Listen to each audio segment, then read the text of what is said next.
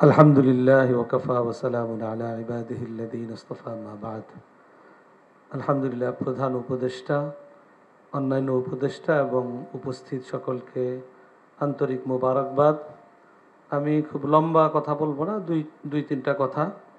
এক নম্বর কথা হইল যে আমরা ছোট থেকে একেবারে বাংলাদেশের স্বাধীনতার পর থেকে নিয়ে এই পর্যন্ত যা দেখছি, আমাদের দেশে ধর্মীয় সম্প্রীতির মধ্যে কোনো বড় ধরনের কোনো সমস্যা আছে এটা আমরা কখনো দেখিনি। যতটুকু আমরা বারবারই উপলব্ধি করেছি বিভিন্ন সময় বিভিন্ন কারণে, এটাকে সামনে এনে এর পিছনে অন্য কিছু উদ্দেশ্য থাকে, সেই উদ্দেশ্য সাধনেই এই বিষয়টাকে সামনে আনা হয়।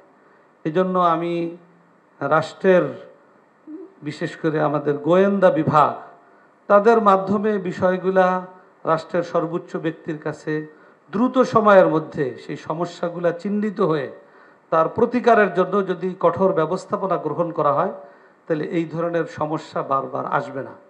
দ্বিতীয় বিষয়, ওই কর্নার থেকে মৌলানা সাহেব যে কথাটা বলেছেন যে আমাদের পার্শ্ববর্তী রাষ্ট্রে আমাদের সংখ্যালঘু মুসলমান ভাই বোনদের উপরে অব্যাহতভাবে যে ধরনের অত্যাচার, অবিচার, জুলুম চলছে, এই ব্যাপারে আমরা একজন নাগরিক হিসেবে, মানুষ হিসাবে তাদের জন্য যেভাবে সোচ্চার হওয়া দরকার, আমাদের এই ক্ষেত্রে দুর্বলতা আছে।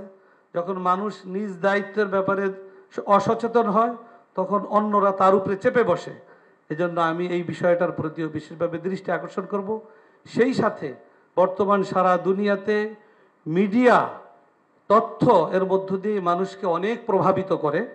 অতএব বিভিন্ন মিডিয়ায় যে নেতিবাচক বিভিন্ন সংবাদ আসছে, রাষ্ট্রীয়ভাবে যদি যথাযথ গুরুত্বের সাথে এই বিষয়টার প্রতি নজর দেওয়া হয়, আমাদের জাতীয় মিডিয়া এবং আন্তর্জাতিক মিডিয়ার সামনে আমাদের দেশের বাস্তব চিত্র যদি যথাযথভাবে তুলে ধরার চেষ্টা করা হয়, তাহলে ইনশাআল্লাহ এটা অনেকটা আমরা কাটিয়ে উঠতে পারবো। আর সর্বোপরি দেশের জন্য, দেশের স্বাধীনতা সার্বভৌমত্ব রক্ষায় এবং দেশের মধ্যে যে সাম্প্রদায়িক সম্প্রীতি বাস্তবে আছে, এটা যেন কোনো ষড়যন্ত্রের মাধ্যমে বিনষ্ট না হতে পারে, এটার জন্য আমরা ঐক্যবদ্ধ ছিলাম, ইনশাআল্লাহ ঐক্যবদ্ধ আছি, ঐক্যবদ্ধ থাকবো। সরকারের যে কোনো এই জাতীয় পদক্ষেপে এদেশের সকল মানুষ ইনশাআল্লাহ ঐক্যবদ্ধ থাকবে। সকলকে ধন্যবাদ।